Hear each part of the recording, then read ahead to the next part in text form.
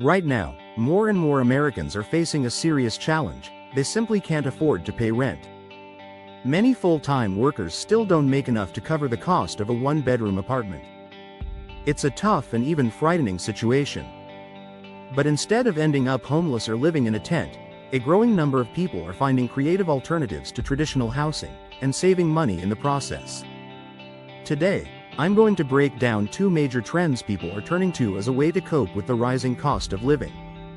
You might be surprised by how simple and affordable these options actually are. But first, if you appreciate these daily updates, just do me a quick favor, tap that like button. It really helps out. Now, let's dive in. The current housing reality. So, what's happening across the country? Take a look at this. A recent report found that renters now have to work up to 60 hours a week just to afford a place to live. That doesn't even include other essentials like food, car payments, insurance, or utilities. Wages haven't kept up either.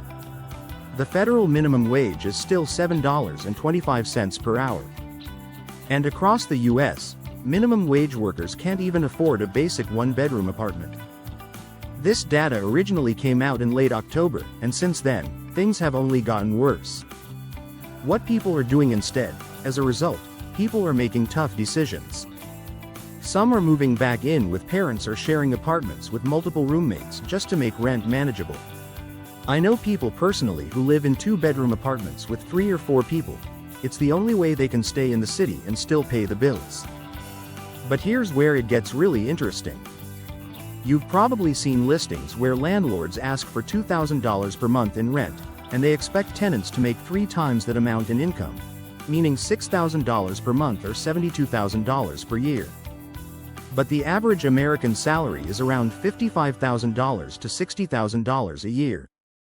That means most people are locked out of basic housing, even with a full-time job. So what are people doing instead? Alternative number 1. Living in a vehicle. Some are giving up apartments altogether and living in their vehicles. It might sound extreme, but for single individuals, especially those without kids or pets, it's becoming more common. I have a friend who's been living in a converted van for over 2 years. He travels, works remotely, and honestly, he loves it. His expenses are lower, and he's not tied down to rent. Alternative number 2. Full-time RV living. Another trend that's gaining traction? Living full-time in an RV. I recently received a message from a viewer who works at Camping World. They told me that while RV sales aren't as high as they were during the pandemic, a lot of people are now buying RVs to avoid paying outrageous rent prices. These buyers are looking for one thing: a lower monthly cost of living. Let's break down the numbers from one full-time RV couple. Monthly RV payment, $592.83.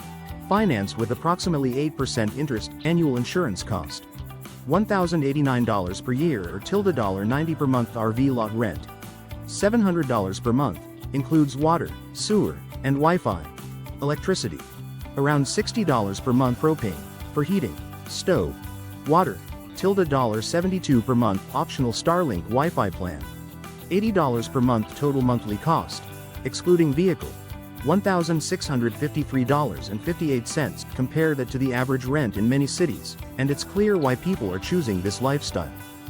Now, they did mention that including their truck payment and insurance brings the total to about $2,762 per month.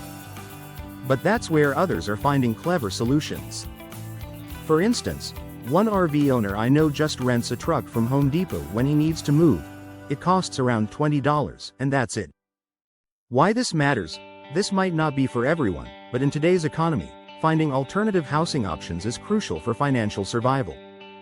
If the economy continues to slide toward a recession, with more job losses, rising inflation, and stagnant wages, even more people may be forced to choose between keeping their apartment or keeping their vehicle.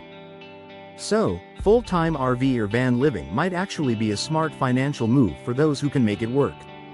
You own the RV, and you rent the land. A complete flip from traditional renting. Final thoughts? Let me know in the comments. Is this something you'd ever consider? Or do you know someone who might benefit from hearing this? Feel free to share this video with friends or family who may be struggling right now. No one should have to choose between paying rent or buying groceries. But sadly, that's the reality for many. Thanks so much for watching. Make sure to subscribe for more updates, and I'll see you in the next one.